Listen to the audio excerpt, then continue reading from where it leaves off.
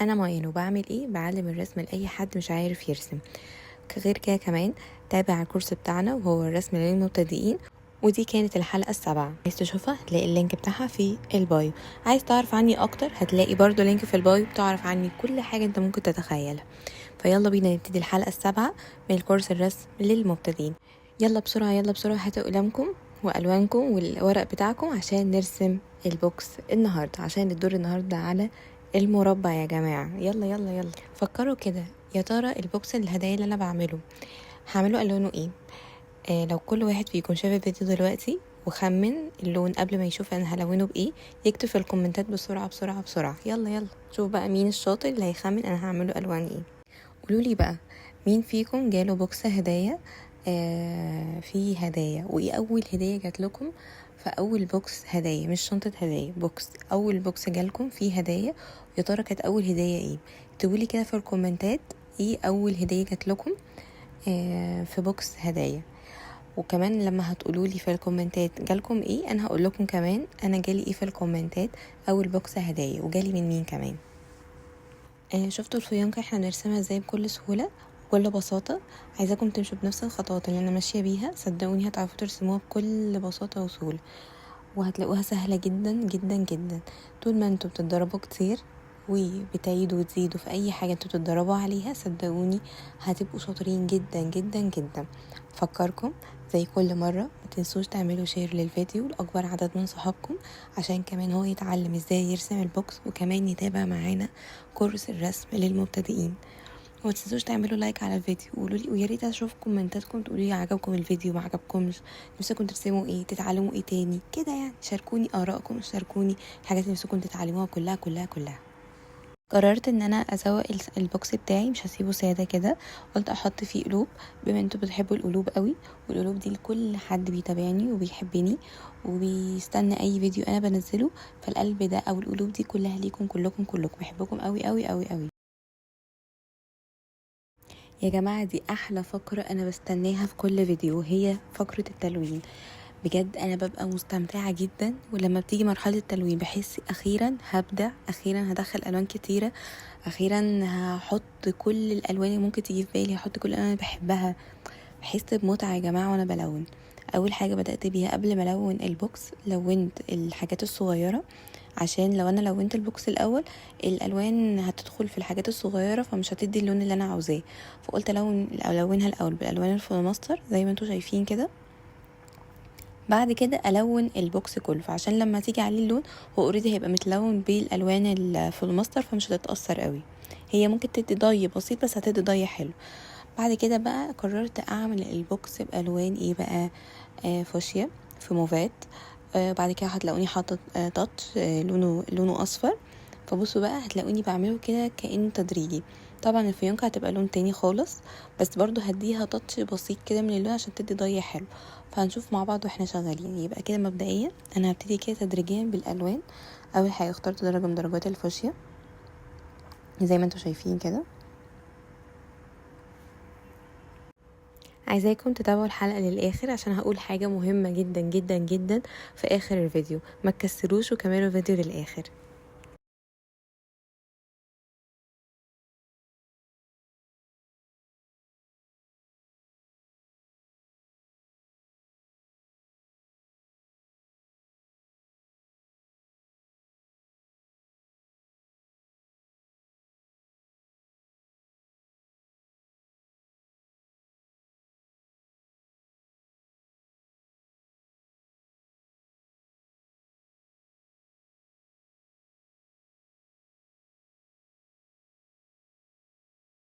هتلاقوني بدأت بقى أدرج من تحت كده درجة الموف الغامق زي ما قلت لكم في أول التلوين. أنا هبتدي بقى أدرج كده درجة من درجات الموفات. وكمان كنت أنا قايله لكم في أول الفيديو إن أنا هقول لكم أنا أول بوكس هدايا جالي من مين، وجالي فيه عبارة عن ايه. بس قلت لكم هقول لكم كده لما تكتبوا لي انتوا في الكومنتات، فانا قلت اقول لكم دلوقتي انا اول بوكس جالي ايه. انا جالي بوكسات كتيره قوي، بس اول بوكس فاكراه كان بوكس فيه هديه، كان كبير قوي. هبقى مره اصوره لكم واوريه لكم. جالي فيه ايه بقى، جالي فيه شنطه خروج، شنطتين، وجالي فيه شوكليت كتيرة جدا، وكان مكتوب عليه هابي بيرثدي مايان. وكان ايه تاني جالي فيه؟ ده انا تقريبا فاكراه، يعني انا فاكره ده. وجالي افتكرته، جالي كمان فيه كوتشي كمان جديد، كان بوكس كبير قوي، وكانت هديه من اخويا، كانت من احلى الهدايا اللي جاتلي، واكتر هديه يعني انا فاكراها لغايه دلوقتي، مع ان عدى عليها سنين كتيره، بس لغايه دلوقتي انا فاكراها. بس بقى فعايزاكم بقى تكتبوا لي، انا قلت لكم اهو، عايزاكم تكتبوا لي في الكومنتات جالكم اول بوكس هدايا من مين، ويا ترى البوكس ده كان فيه ايه. ما تنسوش تعملوا شير للفيديو علشان يوصل اكبر عدد، وكمان يتعلموا زي انتوا بتتعلموا، وكمان يتابعوا الكورس الرسم للمبتدئين. وتنسوش تعملوا لايك. فهسيبكم تركزوا كده وانتوا بتدمجوا الالوان في بعض، ومش معنى ان انا دمجت الالوان دي يبقى هي دي بس، لا، ادمجوا الالوان، حطوا اللون البوكس اللي انتوا حابين تكون دي الالوان اللي انتوا بتحبوها وبتفضلوها. اعملوا الالوان اللي انتوا بتحبوها وتبقوا حاسين انتوا مبسوطين وانتوا بتلونوا بيها. دايما هفكركم بالنقطه دي، اعملوا الحاجه اللي تبسطكم وتعبر عنكم وتحسسكم انك انتوا ايوه هو ده اللي بيعبر عني. بس كده. فاسيبكم تركزوا وانتوا بتلونوا وانتوا بتدمجوا الالوان، وشويه كده وارجع لكم تاني.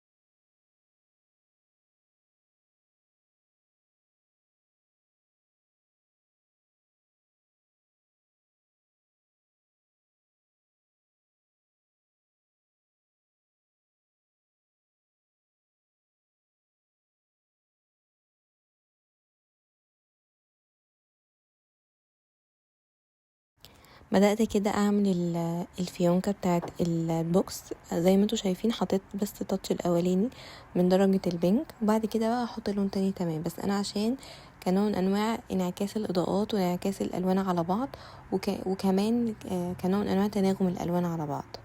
بس كده.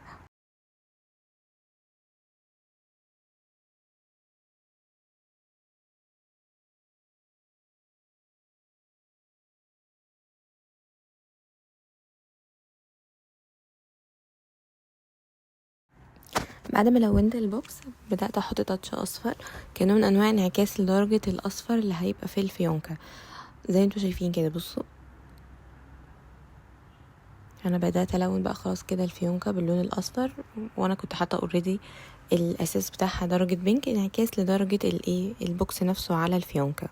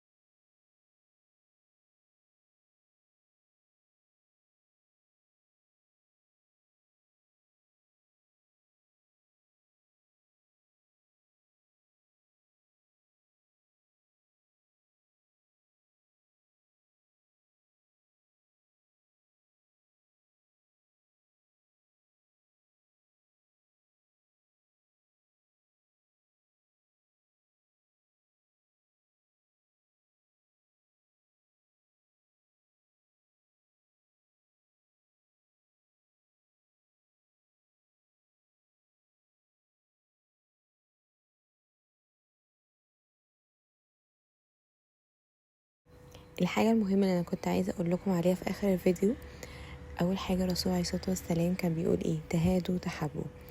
دايما هادوا الناس اللي انتوا بتحبوها. مش لازم تبقى هدايا فخمة وهدايا غالية جدا، ممكن بأبسط الحاجات تبسطوا الناس اللي حواليكم. مجرد الإحساس نفسه بيفرق جدا يا جماعة، وانتوا بتدوا الهدايا لأي حد انتوا بتحبوه. أنا من الناس اللي بحب هادي الناس كتير قوي، بحب أفرح الناس اللي حواليا.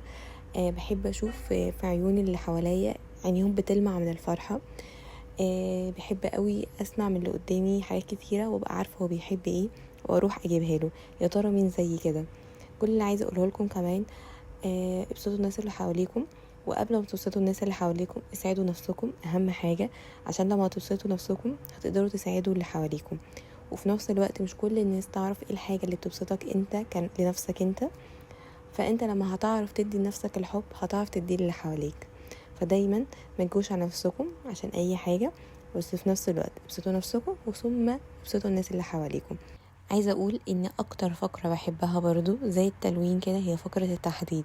لما بحدد قبل ما الون او لما بحدد بعد ما بلون، بحس ان الرسمة بتتحط في حتة تانية، بحس انها بتظهر بطريقة غريبة، بحس انها تطلع من الورقة، بحس ان تبقى باينة قوي في الصورة قد ايه انها حلوة وباينة وجميلة. فيا ترى مين نفس الإحساس اللي بيحسه وهو بيحدد؟ بحس ان انا لما بحدد لما خلاص بخلص اخيرا خلصت، اخيرا رسمتي ظهرت وبانت. فيا ترى مين زي كده؟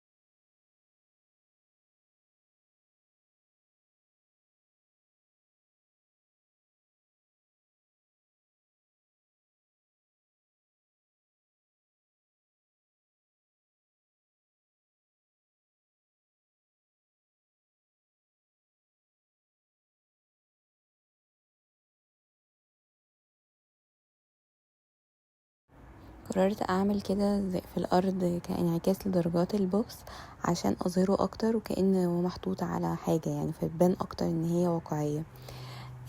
يا رب تكون الحلقة عجبتكم واستفدتوا حاجة من الحلقة الثامنة من الكورس، واشوفكم في حلقة جديدة من كورس الرسم للمبتدئين.